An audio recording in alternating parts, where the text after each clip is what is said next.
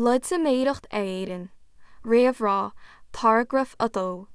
Ní scéalta siimplí leapa a bhí ionta seo, ach bluait thógála chomh chuitin na lornacha a bhí ar eolas ag gach duine sa phobal, ag féimid mar scéalta rá a neartta lírim chhlacu. Rialadh na scéalta seo iompú, agus idir gníomhaíochtaí.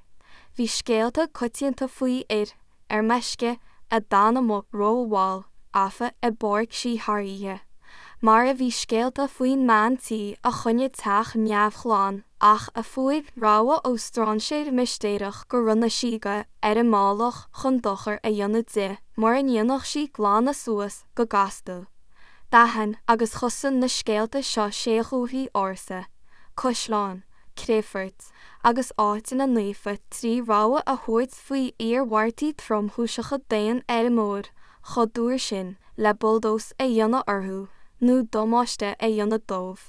Ba bhóidíos coitianta scéal an ar an móra a dhearr tír inún sí lonaíocht chláinne cúnaí ón gré óbhís foslis iarranéis, ach chun scéalta a fháil a diompú ina nimhiú fála agus a dág bás mar a bhí scéal an ar an móra a dás a chud bón málaire, agus mar tháirg siad bainne as a álaí, agus é ag ligean fó inniuús inún sí.